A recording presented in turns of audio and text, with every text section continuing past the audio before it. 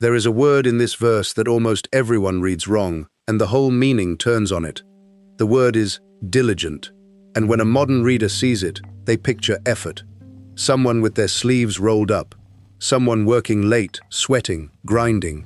The diligent man in the imagination is the hard worker, and the opposite of the diligent man is the lazy one, asleep under a tree while the world passes him by. That is not what this verse is comparing. And once you see what it is actually comparing, the line stops being a motivational poster and becomes something much more useful. The plans of the diligent lead surely to abundance, but everyone who is hasty comes only to want. Look at the two people in that sentence. On one side, the diligent. On the other side, not the lazy man, the hasty one. The verse is not setting effort against sloth. It is setting two kinds of busy people against each other. Both are moving. Both are spending energy. One arrives at abundance, and the other arrives at want. And the book that reaches us under Solomon's name is telling you that the difference between them is not how hard they worked. Chapter 21, verse 5. 3 weeks ago, we started with a sheet of paper. 2 weeks ago, it got a second column. Last week, you dated your money. This week, there is no sheet at all, because this verse is not about counting anything. It is about the 10 minutes before you begin. Picture your last week as a single line in an inventory. Not what you felt, not how hard it was, just the record a scribe would keep. On such a day, this person began a thing. On such a day, he began another, and another. A list of starts. Now a scribe reading that list would notice something you might not, because he reads lists for a living. He would notice how many of those starts were preceded by a pause and how many were not. Not how many things you did, how many you thought about first. And from that ratio alone, starts with a pause in front of them, against starts with nothing in front of them, he would tell you, with some confidence, which of the two men in this verse you have been this week. He would notice a second thing too, and it is the one that would concern him more. He would count the restarts, how many of the week's entries were not new things at all, but the same thing begun again, a task started, abandoned, and picked back up in a slightly different form. Because to a scribe, a restart is not neutral. It is the fingerprint of a start that was made too early. Nobody restarts a thing they thought through before beginning. Restarts come, almost every time, from beginnings that skip the pause. And a week full of restarts is not a week of hard work, whatever it felt like from inside. It is a week of the same work done 2 and 3 times. He would not be measuring your effort. Your effort does not appear in the ratio at all, and it does not appear in the count of restarts either. That is the point the verse is making, and it is worth slowing down to see exactly how the Hebrew makes it. The word translated diligent does not mean hard-working. Its root points to something sharper and more deliberate, to cutting, to deciding, to being sharp in the sense of decided. A better sense of it is not the man who works the most, but the man who has determined his course. Who has thought the thing through, made the cut, chosen the line, and only then moved. The diligence is in the deciding, not in the doing.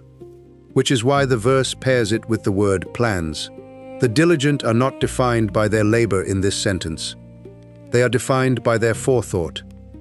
The plans of the decided lead to abundance, because the deciding happened before the doing, at the point where deciding is still cheap. And the opposite of that is not laziness. The opposite the verse actually names is haste. The word for it carries the sense of pressing, of urging forward, of being driven to arrive. It is not a word about energy. A diligent man can have enormous energy. It is a word about the missing gap. The hasty man is the one for whom there is no space between the impulse and the act. He wants the thing, and the wanting goes straight into motion, with nothing in between. No pause, no cut, no deciding. The impulse arrives, and the body is already moving. The hasty man is not the man who does nothing. He is the man who does the doing without the deciding. He moves first and thinks later, if at all. He is, very often, working extremely hard. Harder sometimes than the diligent man beside him, because haste creates work. Every step taken before it was thought through has to be taken again. Every start made without a pause in front of it tends to end in a stop, and a restart, and another stop. Notice that both words the verse chooses are about the front of the action, not the middle of it. Diligent, decided before moving. Hasty, moving before deciding. Neither word describes what happens during the work, how long it takes, how much sweat it costs, how tired the man is at the end. Both words describe the same single moment, the instant before the first step. That is where the whole verse lives. Not in the labor, in the half second before the labor begins, when one man pauses and the other does not. So here is the thing the modern reading gets exactly backwards. The hasty man in this proverb is frequently the one putting in more hours. He is busier, he is more tired, he is moving more, starting more, sweating more. If you measured the two men by effort alone, the hasty one might well look like the harder worker, and that is precisely the trap the verse is built to expose. Because all that motion is not carrying him toward abundance. It is carrying him in a circle, back to the start, to begin the same thing again, slightly differently. And it is worth naming what haste actually is here, because it is not one thing. This verse treats it as a problem of method, the doing that arrives before the deciding. But the same book, later, treats haste as something deeper than method. It describes a man who is hasty not because he skipped a step, but because something inside him could not wait. A hunger to arrive that overrides the pause, even when he knows the pause is there. Those two are worth separating carefully, because the cure for each is completely different. The first kind, haste as method, is a habit. The man rushes because he never learned to pause, or because his circumstances trained him to treat every gap as wasted time. This kind is fixable, and fixable fairly directly. You change the sequence. You build the pause in on purpose, as a rule, until it stops feeling like doing nothing. A man with the method problem can be taught. Show him the cost of the restarts, give him a habit of the 10-minute pause, and within a season, he is a different worker. The verse in front of us is written for him. It is, in a sense, an optimistic verse. It assumes the reader can hear the distinction and adjust. The second kind is harder, and the later verse that names it does not pretend otherwise. There, the haste is not in the hands, it is in the wanting. The man is hasty to be rich, not sloppy about method, but pulled, from the inside, toward the result faster than any process could deliver it. He can know everything this verse teaches. He can understand the pause completely, agree with it, teach it to someone else, and still not take it, because the pull to arrive is stronger than the argument for waiting. You cannot fix that with a better sequence, because the problem was never the sequence. The problem is that the man has made the arriving matter more than the doing, and a person who wants the destination badly enough will always resent the road. That is why the later verse treats its version of haste as a matter of character rather than method, and it gets its own episode. For now, the useful news is that most haste is the first kind. Most people who rush are not driven by some deep compulsion toward wealth. They rush because pausing feels like doing nothing, and doing nothing feels like falling behind. And so they move, to feel the relief of motion, and call the motion progress. That is a habit, and habits, unlike hungers, answer to a verse like this one. The diligent man, meanwhile, may appear to be doing less. He spent the first part of the task not moving at all, thinking, deciding, cutting the line before setting out. From the outside, in the early hours, he looks slower. He is slower, and then he arrives, once, and does not have to come back. Now the world this came from, because the contrast was not abstract to the people who first heard it. In an agricultural economy, the cost of haste was not embarrassment, it was the season. A man who planted before he had prepared the ground, or who built before he had secured the materials, did not simply lose face, he lost the window. And in a world of one harvest a year, a lost window was a lost year. There was no doing it again next month. The pause before beginning was not a luxury or a personality trait. It was the difference between a family that ate and a family that did not. That is why the wisdom literature returns to sequence again and again. Do this before that. Prepare the outside before you build the inside. Know the state of what you have before you act on it. These are not sayings about working hard. Everyone in that world worked hard. Hard work was not a distinguishing trait. It was survival. The distinguishing trait was thinking before the first irreversible move, in a world where most moves were irreversible. Take the simplest example the original hearers would have pictured. A man decides to build. The hasty man begins by raising walls, because walls are visible, because walls feel like progress, because a rising wall is something you can point to at the end of the day. The diligent man begins by doing nothing anyone can see, walking the ground, checking where the water runs, working out whether the materials he has will actually finish what he starts. For days, the hasty man is clearly ahead. He has walls. The other man has a plan and a patch of bare earth. And then the rains come to ground that was never checked, or the materials run out halfway up, and the walls that went up first are the walls that have to come down first. The man who did nothing visible for a week is the one still standing at the end of the season. Same effort, opposite result. The only difference was where the thinking went. Or take the trader, because trade was where haste and diligence showed their difference fastest. Two merchants hear the same rumor, that a certain good is scarce in a certain city and will sell for many times its price. The hasty merchant hears the rumor and moves. He loads what he has and goes, because the opportunity is now and hesitation feels like loss.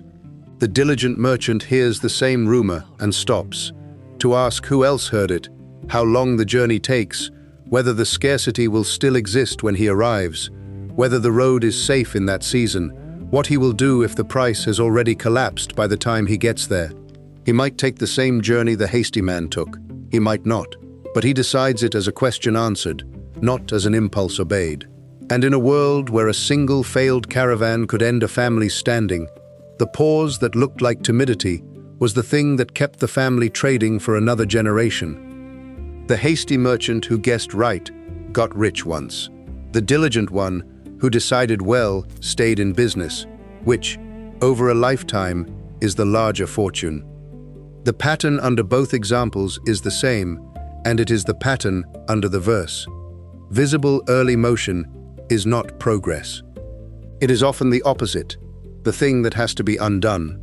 And the invisible pause at the start, the one that looks like doing nothing, is where the whole outcome is actually decided. Which brings the principle down to whatever you are about to begin.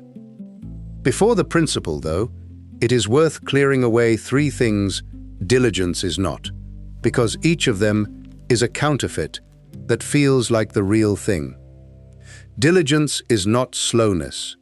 The diligent man is not slow for the sake of being slow, and the verse is not praising delay. A man who takes forever to begin because he is afraid or because he enjoys planning more than doing is not diligent.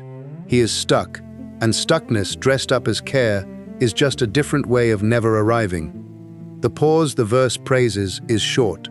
It is the 10 minutes of thinking, not the 10 weeks of avoiding. Deciding is a cut. It ends. A cut that never comes down is not diligence. Diligence is not perfectionism either. The diligent man decides and moves. He does not wait for certainty, because certainty never comes. He thinks enough to choose a line, and then he commits to the line and walks it.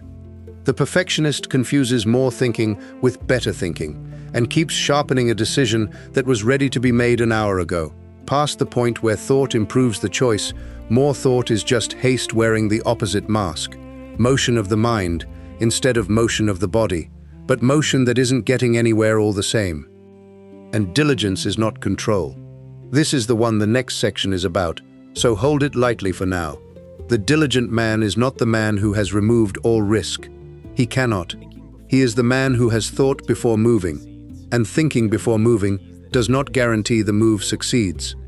It only guarantees that if it fails, it failed for a reason outside him, not because he never looked. With those three cleared away, the principle is simple. Diligence is not effort. It is thought that arrives before motion. That is the line. The verse is not asking you to work harder. You may already be working very hard, and if you are the hasty man, working harder will only get you back to the start faster.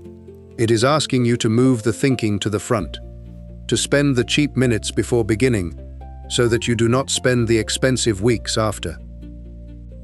And it means the question to ask about any task is not, am I working hard enough? It is, did I decide before I moved, or am I deciding as I go? Because deciding as you go is just haste with good intentions. Now the part that has to be said carefully. This verse is not a promise that planning guarantees the outcome. It says the plans of the diligent lead to abundance, and read carelessly, that becomes, plan well and you will succeed. The corpus itself refuses to let you read it that way. The same book says, the horse is made ready for the day of battle, but victory belongs to the Lord. It says, a man's heart plans his way, but his steps are directed by something outside him. And the book of Ecclesiastes, from this same tradition, says plainly that time and chance happen to everyone, that the race is not always to the swift, nor bread to the wise. So the text is not naive about planning. It does not claim the diligent man controls the result. It claims something narrower and more honest. That forethought puts you in the position where a good outcome is possible, and haste removes that position before the outcome is even in play. Planning does not guarantee abundance. Haste all but guarantees want. Those are not the same claim, and the verse only makes the second one with force, which also means it passes no verdict on the person whose careful plan failed anyway. Plenty of diligent people, decided, thoughtful, unhurried, still lose the season to weather they could not predict. The verse does not call them foolish. It never promised them the harvest. It only ever promised that the pause before beginning was worth taking, and it still was, even when the harvest did not come. So here is this week's question, and there is nothing to write down. Think of the last thing you rushed into and later wished you hadn't, and be honest about one detail. Were you lazy about it? Almost certainly not. You probably moved fast. You put in energy. The problem was not that you did too little. It was that you began before you had thought it through. Sit with that for a moment, because that gap between moving and thinking is the entire verse. Not effort against laziness, thought against haste. And the two can look identical from the outside right up until the season ends. For any actual decision of weight, the pause the verse recommends often means bringing in someone who can see what you cannot, which is a principle this book has a whole verse for, and which gets its own episode later. One line, two busy men, and the one who arrives is not the one who worked hardest. He is the one who thought first. So the question for the comments is simple, and the specific answers are the ones that help. What is something you would do slower if you could do it again? Tell us. We read them. You may have noticed this channel keeps refusing to turn these verses into guarantees. No promise that planning wins, no formula, just what the text says and where it stops. That refusal is the channel. If it is the version of this subject you have been looking for, subscribe. Because the next verse takes this same idea and makes it stranger. It points at an insect, one most people would never associate with money at all, and says it has a single financial trait that most humans never develop. Not strength, not speed.